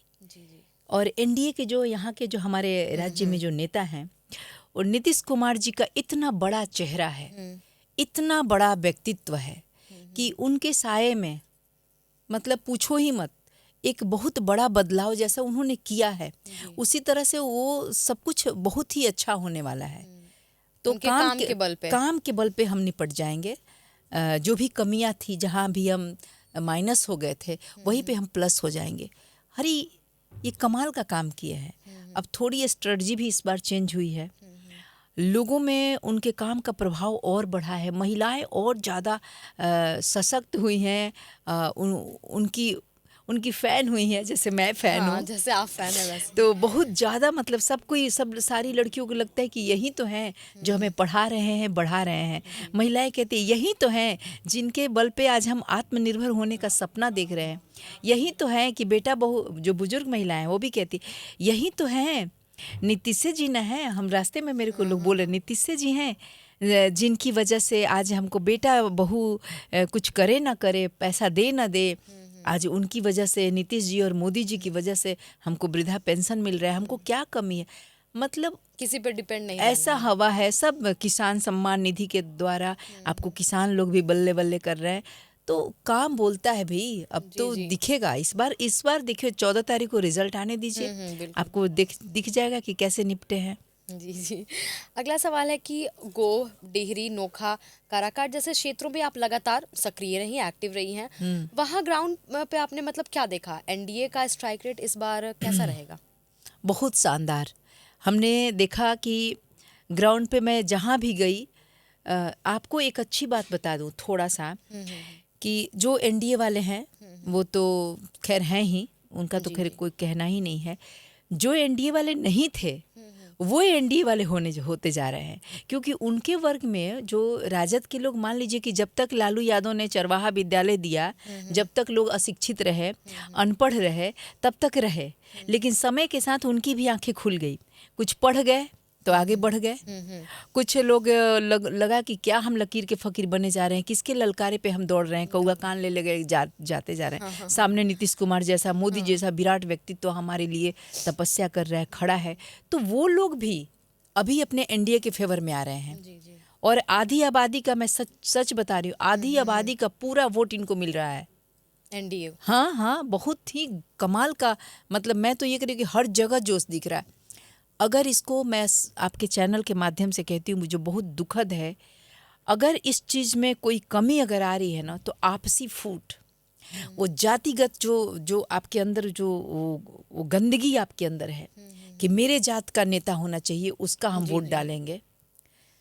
ऐसे ऐसे भी कैंडिडेट है कि हमारी जात के लोग कहाँ वोट देंगे? आप समझ रहे हैं? तो मैं क्या बताऊँ, ये दुखद है, ये बहुत ये दुखद है। अ, लेकिन मैं इस बात के लिए होपफुल हूँ कि एक समय आएगा जब ये बातें भी नहीं नहीं रहेंगी। रहेंगी। अभी मेरे को थोड़ा और रमने दीजिए। जी। अभी तो 3 सालों से ही आई हूँ, 3 साल और 3 बीतने साल में ही इतना ज़्यादा 3 साल में और सक्रिय 3 आप साल रही। और बीतने दीजिए। देखिए मैं वो सारा चीज़ ना, कि कम से कम इतना मतलब उस विचारधारा का विरोध नहीं होना चाहिए, जाति इतना हावी नहीं हो जाना चाहिए कि सबका साथ, सबका विकास, सबका विश्वास, सेवा, समर्पण, समृद्धि, ऐसी विचारधारा का विरोध हो जाए जाति को लेकर। जी, तो ये बहुत ही दुर्भाग्यपूर्ण है। तो यहाँ पे काम गड़बड़ हो सकता है, मान सकती हूँ मैं, लेकिन बाकी जो एनडीए की लहर है वो उसमें कोई कमी नहीं वो रही। तो गजब है, हमें भी नहीं पता था, गजब है। अच्छा, आप मानती हैं कि भाजपा में मतभेद है? ये चीज़ को मानती हैं आप? देखिए मतभेद तो कहीं भी हो सकता है, ऐसा कुछ नहीं है। अगर मैं बोलूँ नहीं है तो ये भी एक पूरा सत्य नहीं होगा। क्यों, एक परिवार में मतभेद चलता है कि नहीं? सही बात है। वो तो कभी कभी अस्थाई पलों के लिए, क्षणों के लिए, कुछ दिनों के लिए मतभेद हो सकता है। तो अभी ये नहीं कि कोई मतभेद है अभी, लेकिन आपने जब पूछा कि है कि, तो कभी हो भी सकता है, कभी नहीं भी हो सकता है। बाकी भाजपा पूरी तरह से संगठित है, कोई मतभेद कोई ऐसा कुछ ऐसा मतभेद नहीं है।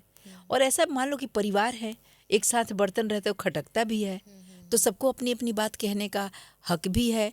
उसी बीच थोड़ा बहुत जो भी हो। थोड़ा उस बीच मान लीजिए कि कुछ ऐसा हो, कुछ बात आपको, जैसे आपको पता नहीं क्या पता चला, जैसे आपने ये क्वेश्चन किया, तो कुछ हो भी सकता है, ऐसा भी नहीं है। परिवार है तो सब में कुछ बातें होती है, पति पत्नी में कभी खटकता है, कभी पिता पुत्र में खटकता है। तो ये भी एक पार्टी है, पार्टी में भी कुछ लोगों को लगता है कि नहीं, मान लो कि ये नहीं, ऐसे नहीं, ऐसे होना हाँ, मेरा चाहिए। पॉइंट सही है, ये तो चीज़, ये रास्ता सही है। सबको अपना पॉइंट रखने का हक है। तो इसको ऐसा कोई मतभेद, ऐसा कुछ नहीं बोलेंगे कि वो कोई चीज़ है, वो बात है कोई। अच्छा, आपको क्या लगता है जैसे विपक्ष द्वारा बार बार ये सवाल उठाए जाते हैं कि नीतीश कुमार जो है अब वो सही नहीं है, मेंटली फिजिकली स्वास्थ्य जो है उनका अब सही नहीं चल रहा है, और मे बी उन्हें वो सीएम के लिए रेडी भी ना हो, उन्हें ना बनाया जाए सीएम, इस पर आप क्या कहना चाहेंगी? हमारे विपक्ष वाले जब सत्ता में थे तो इस समाज को डुबोने का, अंधेरे में छुपा देने का काम किया। हमारी पहचान छुप गई, हम यहाँ से शिक्षा व्यवस्था गायब हो गया। यहाँ एक पूरी तरह से जो जंगल राज का उनको तमगा मिला है ना, आप समझ रहे हो। तो जब वो सत्ता में थे तो जंगल राज किए, उन्होंने इतनी सारी बड़ी बड़ी गलतियाँ की, ऐसे अपराध किए, या बढ़ते अपराधों को कभी रोकने का प्रयास नहीं किया, अपराधों को बढ़ावा दिया, अपराधों के उन्होंने व्यापार शुरू कर दिए जब वो सत्ता में थे। आज वो सत्ता में नहीं है तो वो ऐसी कुछ बात बोल रहे हैं जो अपराध से कम नहीं है।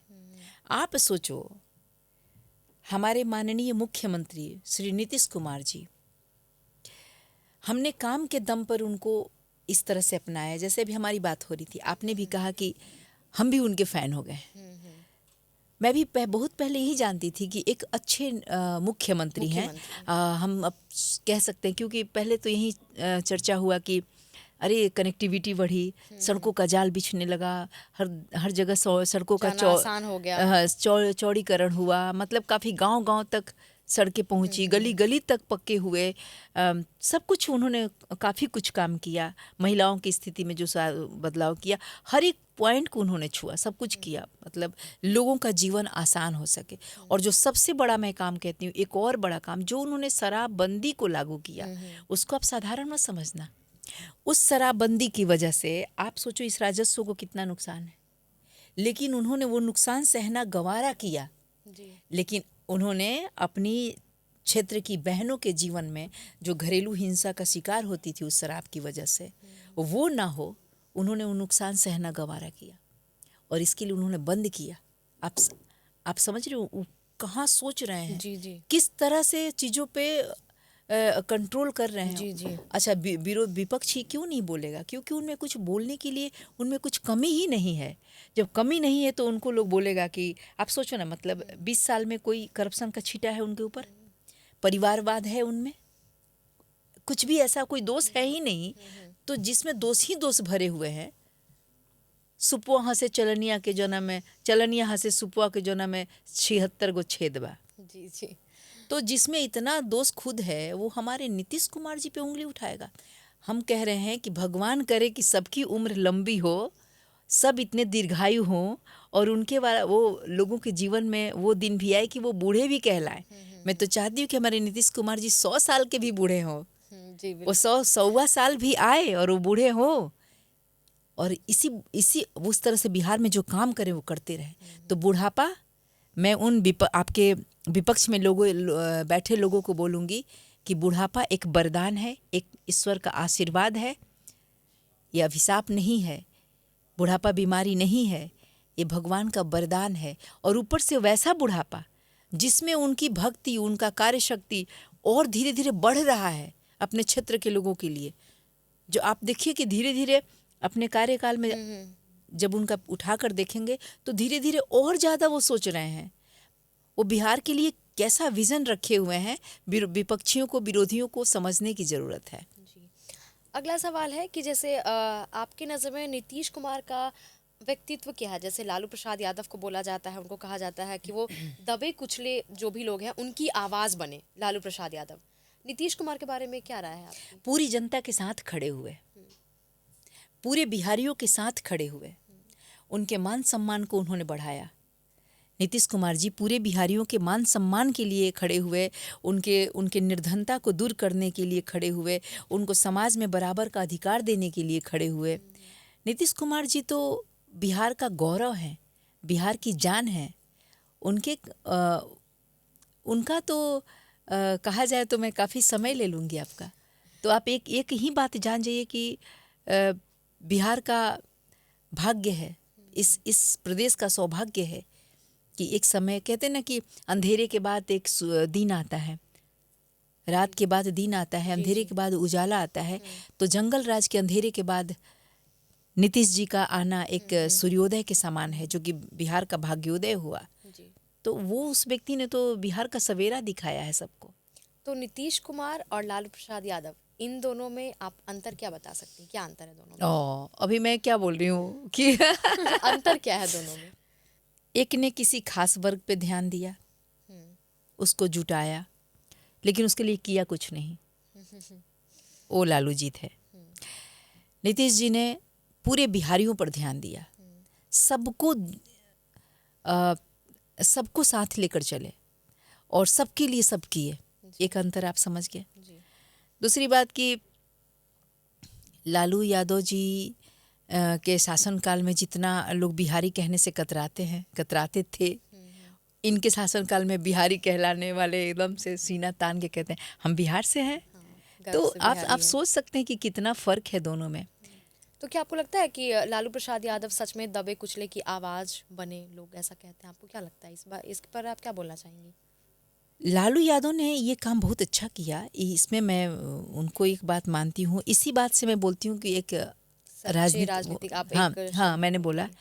उन्होंने एक ये काम किया कि कुछ जन को एकत्रित किया, है ना। कैसे किया, ये उनका नेतृत्व क्षमता है कि कुछ लोगों को एकत्र किया। अगर उन एकत्रित किए हुए लोगों के लिए लालू यादव ने उनके शिक्षा के लिए, चाहे उनको रियल ज्ञान देने के लिए, आगे बढ़ाने के लिए कुछ किए होते, जैसे उनका क्या सोच था, अरे पढ़ लिख जाएंगे तुमको वोट कौन देगा, अमीर हो जाएंगे तुमको वोट कौन देगा, तो अपनी जनता को गरीब बना के रखो, अपनी जनता को निरक्षर बना के रखो, अनपढ़ बना के रखो। ये उनका सोच था। अगर वो तो और हमारे जो नीतीश जी हैं ठीक उल्टा सोचते हैं कि हमारी जनता ऐसी हो वैसी हो। मैं खुद चाहती हूँ कि हमारी जनता भाई जितनी पढ़ी लिखी रहे वैसे ही वो अच्छे लोगों का सम्मान करेगी, समझ करे। तो वैसे जुटाए तो ज़रूर, आवाज़ बन के कहिए कि क्या बन के कहिए, उनको जुटाए तो ज़रूर, लेकिन उनके लिए उन्होंने कुछ किया नहीं चरवाहा विद्यालय खोलने के सिवा। जी। तो जहाँ लालू प्रसाद यादव की बात आती है, वहाँ से आरजेडी की बात आएगी। तो राजद के ही एक प्रत्याशी, आरजेडी के प्रत्याशी, आप जानती होंगी कि वो एक्टर भी है, अभिनेता भी है, और अब वो नेता में भी जा रहे हैं, खेसारी लाल। नाम तो आप सुनी होंगी, जानती भी होंगी। तो उनका एक जो बयान आया है, वीडियो भी काफ़ी ज़्यादा वायरल हो रहा है, अगर आपको पता होगा, कि उन्होंने बोला है कि जो वाइफ, पत्नी जो होती है, वो बिस्तर तक पत्नी होती है। और उसके आगे मतलब क्या वो ऐसा लाइन बोले, काफ़ी ज़्यादा वायरल भी हो रहा है। इस पे आप क्या बोलना चाहेंगी? आप ये रील देखी भी होंगी। नहीं, मैंने तो नहीं देखा। नहीं देखा। हम, लेकिन ठीक है, आप जब बोल रही हैं, अगर उन्होंने ऐसा बोला है तो उनका पता कहना नहीं, था शायद कि आरजेडी का हवा लग गया उनको, अच्छा।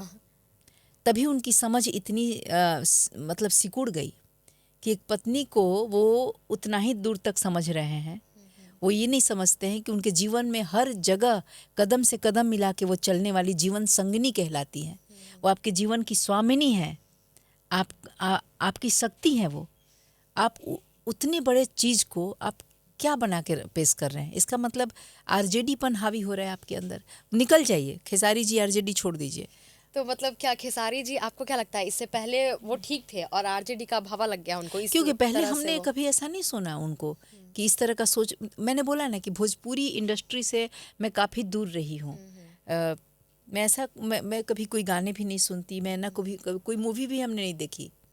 हे गंगा मैया तो हे पियरी चढ़ई, वो ये एक दो देखिए। तीन, हाँ, एक दो ऐसी ऐसी कोई मूवी हमने पुराने देखे। हमने कुछ मूवी भी नहीं देखी, ना गाने सुनते। तो मैं उनके बारे में बता नहीं सकती कि वो किस तरह के सोच वाले हैं। लेकिन अगर ऐसा वो सोच रहे हैं तो भाई ऐसा मत सोचो। ऐसा सोच रहे हो, अपनी सोच को मार डालो और बढ़िया बोलना शुरू करो। और जो पत्नी आपकी इतनी सुंदर है, इतनी प्यारी हैं और आपकी शक्ति बन के आपके साथ खड़ी हैं, आपके बच्चे की माँ है, आप उनके लिए ऐसा बोल कैसे सकते हो? तो सुधर जाओ, बढ़िया बोलना सीखो। जी, ये आपकी तरफ से संदेश है खेसारी लाल यादव जी को। हाँ, ऐसा बोलो भी मत आगे, क्योंकि भगवती होती है नारी, ना महिला शक्ति, मातृशक्ति भगवती का रूप है। आप उनको इस तरह से अनादर नहीं कर सकते। जी। आपको ये राइट नहीं है, बहुत गलत है। अगला सवाल है एक कि जैसे मंच पे जो हंगामा हो गया था काफी ज्यादा तेवर में दिख रही थी आप, इस पर क्या बोलना चाहेंगी? एक मतलब जुनून के साथ तेवर भी है आपके अंदर, जहां आप सॉफ्ट है वहां आप हार्ड भी हो जाती हैं। नहीं नहीं, हर महिला के अंदर तीनों रूप है ना। लक्ष्मी, सरस्वती, दुर्गा तो हम हैं ही। समय समय पे वही भगवती की हम पूजा करते हैं। माँ हमें धन चाहिए, माँ हमें विद्या चाहिए, माँ हमें सुख चाहिए, खुशी चाहिए। जी आप सोचो ना, उसी माँ से मांगते हैं तो वो माँ वो बन के, उस रूप में बन के आपको वो भी देती हैं। जी और वो माँ हमें शत्रुओं से रक्षा करो, जी जो हमारे ऐसे राक्षस आए, चाहे जो भी दानव आए। हालांकि मैं ये भी मानती हूँ कि हमारे अंदर जो हमारे दुर्गुण है वो दानव हैं, हमारे अंदर जो नेगेटिव प्रवृत्तियाँ हैं वो राक्षस हैं, तो वो भी हैं। तो कहने का मतलब कि जब उस तरह के राक्षस दानव भी जब उभरते हैं तो उनको मारने के लिए आपको तो रूप लेना ही पड़ेगा लेना ना। पड़ता है रूप, इसलिए आप वो चीज हुआ नहीं, उस कहने का टाइम पे। मतलब जब कुछ ऐसी बातें हो ये तो मस्ती की बात है। कहने का मतलब कि जब जिसकी ज़रूरत हो, जैसी जरूरत हो ज़रूरत तब। हो, उस अनुसार। ऐसा थोड़ी है मैं गुस्सा वाली मतलब मेरा व्यक्तित्व ही नहीं है। मुझे हंसते, आपको मैं बता दूं एक चीज़, कि मुझे लगता है ना कि मेरे जीवन का एक पल भी स्ट्रेस में नहीं जाना चाहिए, मेरे जीवन का एक पल भी एंगर में नहीं बीतना चाहिए। मुझे हर पल खुश रहना है, और दूसरों को भी अगर वो खुशी दे पाऊँ किसी भी वजह से तो वो मैं दूं। दे तो मैं खुशी को बहुत ज़्यादा इंपॉर्टेंस देती हूँ भाई अपने जी लाइफ में। जी क्योंकि जब हम खुश रहते हैं तो हमारा पूरा सिस्टम अंदर में अच्छा काम करता जी, है। पॉजिटिव एकदम वाइब तो पूरा। वो हमें हमारी उम्र भी बढ़ाता है, हमारे स्वास्थ्य को भी अच्छा रखता है। जब स्वास्थ्य अच्छा रहेगा तभी तो हम जीवन में कुछ भी कर जी पाएंगे। जी बिल्कुल। तप, दया, धर्म जो भी है, अच्छे काम, चाहे जो भी है, हम अच्छे दिख सकते हैं।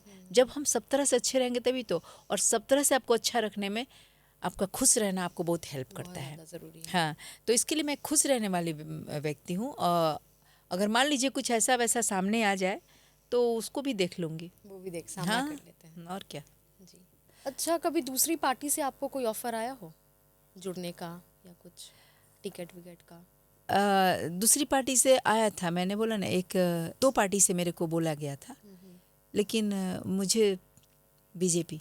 आपका दिल नहीं माना, उस चीज़ को स्वीकार नहीं किया? नहीं, वो क्यों क्यों टिकट इतना, क्यों टिकट इतना, क्यों इतना मेरे को जल्दबाजी है भाई।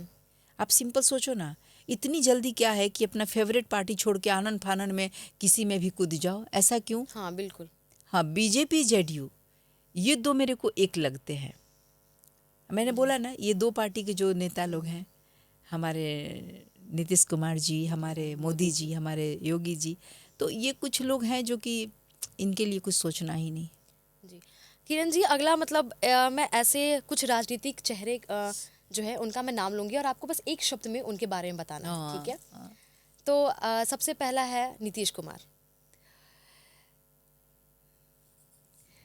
विजनरी, दूरदर्शी, और एक शब्द में बस। सभी महिलाओं के भाई हैं वो, सभी महिलाओं के शुभचिंतक। पूरे नहीं, उनके लिए एक शब्द रहेगा, पूरे बिहार काफी ज्यादा शब्द आ गए आपके पास। पूरे बिहार वासियों के शुभचिंतक। ओके। हाँ। जी। आदित्यनाथ योगी। आ, सनातनियों की ताकत। सनातनियों की ताकत। जी। तेजस्वी यादव। महत्वाकांक्षी। महत्वाकांक्षी। उन्हीं के बड़े भाई तेज प्रताप यादव। निराला है वो। निराला। और प्रधानमंत्री नरेंद्र मोदी। आप इतने बड़े बड़े चेहरे के बारे में बात कर रहे हो और कह रहे हो एक शब्द हाँ बोलो। हाँ, एक शब्द में ही बोलना है। बहुत ही कुशल और राजनीतिज्ञ और मजबूत नेता। लालू प्रसाद यादव।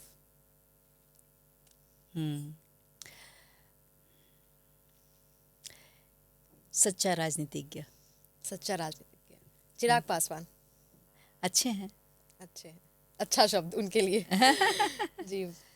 तो अंत में आपसे बस एक मैं मतलब आप संदेश एक दे दीजिए अपने क्षेत्र के लोगों को और हमारे दर्शकों को भी, कोई भी अच्छा एक पॉजिटिव सा संदेश जो आप देना चाहती हो, बदलाव को लेकर ही या कुछ भी समाज सेवा को लेकर ही। मेरा संदेश यही है कि हम कभी ये ना चाहें कि ये चीज़ होगा तभी ये बात होगी। मतलब किसी चीज़ को करने के लिए इस तरह की स्थिति की ज़रूरत है, ऐसा सिचुएशन आएगा तभी ये काम होगा। वो बात नहीं है, या बहुत सारे लोग मिलेंगे तभी कुछ होगा। मैं आप लोग को आपकी ताकत बताना चाहती हूँ कि आप अपनी ताकत समझो। आप जहाँ पे हो, जैसे भी हो, जिस भी सुविधाओं के साथ हो, वहीं से आप शुरू कर सकते हो। बदलाव के लिए हमें तैयार होना है, अपने मन से तैयार होना है। आप ये मत देखो कि कौन क्या कर रहा है या फिर हमको कोई सपोर्ट कर रहा है नहीं कर रहा है, ये सब चीज़ बेमानी हो जाती है। आपकी ताकत के सामने दुनिया का सब कुछ हवा है। एकमात्र आप ही इस दुनिया में हो और आपको ही अपना सब कुछ शुरू करना है, जो भी आपके पास है। ये मत सोचो कि इतना धन होता तो ये करते, ऐसे सपोर्टिव लोग होते तो करते। जैसे मेरे को देखिए कि हमने सोचा है, एक संस्कृत में श्लोक है, पता नहीं पूरा याद भी है कि नहीं, लेकिन ऐसा है, योजनानां सहस्त्रम तु सैनर्गच्छत् पिपीलिका आगच्छन् वैन्तयोपि पदम एकम न गच्छति। इसका मतलब हुआ कि एक चींटी भी अगर करने को निकल पड़ी, चलने को निकल पड़ी, तो हजारों किलोमीटर जा सकती है। लेकिन पवन बेग के समान उड़ने वाले जो हमारे गरुड़ देव हैं, अगर वो उन्होंने एफर्ट नहीं लगाया तो वो एक कदम भी ना चले। जी अब समझे? जी जी जी। तो इस बात को समझिए। मैं अपना वही चींटी प्रयास दे रही हूँ। मैं, आप लोग सोचेंगे ये इस पॉडकास्ट को सुन के, अगर कि मैं अगर ये सोचती हूँ कि मैं कुछ ये परिवर्तन ला दूंगी कि जाति को कम कर दूंगी, ये वो, लेकिन हाँ, मैं इतना मानती हूँ कि एक चींटी प्रयास अगर हज़ारों किलोमीटर चल सकता है ना, तो फिर ये जान जाइए कि किरण प्रभाकर अपने लाइफ को लेकर के इस मिशन पे अगर हम निकल पड़े हैं कि आपके अंदर जो जातियों को लेकर के बांटने की बात आ गई है, आप लोग जाति के नाम पर एक गांव के लोग, एक टोला के लोग जब बट गए हैं ना, तो इस चीज़ को कम करने के लिए मैं आ रही हूँ। और मैं चाहती हूँ कि आप लोग भी इस चीज़ों को देखिए। मैं एक जाति को ही लेके नहीं कह रही हूँ, किसी भी चीज़ को आप जहाँ हो, जैसे हो, वहीं से शुरुआत करो और बदलाव ज़रूर आएगा। मुझे इस बात का विश्वास है जी जी। कि जो मैं करने निकली हूँ वो होगा, ज़रूर एक होगा, दिन चाहे ज़रूर होगा। ज़रूर समय लगेगा। बेशक, जो चीज़ कहते ना, काम बड़ा है तो समय लेता समय है। तो लगता है। हाँ, आप लोग सपोर्ट कीजिए कि हम लोग जाति में न बटें। हम सब एक क्षेत्र के एक लोग हैं। सबसे पहले भगवान की सर्वोत्तम रचना है, हम मनुष्य हैं, तो हमारे अंदर मनुष्यता दिखाई देनी चाहिए। क्या है, धरती पे आके हम छोटे मोटे बातों में फंस गए। हमें बड़े काम करने के लिए ईश्वर ने जन्म दिया, तो हमें बड़े काम की तरफ सोचना चाहिए। जी जी। जी, सच में बहुत अच्छा लगा किरण जी आपसे बात करके, मतलब बहुत ही पॉजिटिव और एनर्जेटिक वाइब आया आपसे। और बहुत बहुत धन्यवाद न्यूज़ हार्ट में के पॉडकास्ट में आप इतना ज़्यादा अपना कीमती वक्त दी। आपने बताया कि आप ऑफिस से आ रही हैं, तो बहुत बहुत धन्यवाद इसके लिए। आपने इतना कीमती वक्त दिया जनता से, हमारे दर्शकों से इतना ज़्यादा बहुत सारी चीज़ें आपने कही, बातें की। तो अब आज के पॉडकास्ट में इतना ही था। अब फिर हम मिलेंगे नए पॉडकास्ट में, नए मेहमान और कुछ अलग अलग नए सवालों के साथ। तब तक के लिए धन्यवाद। देखते रहिए न्यूज़ हार्ट।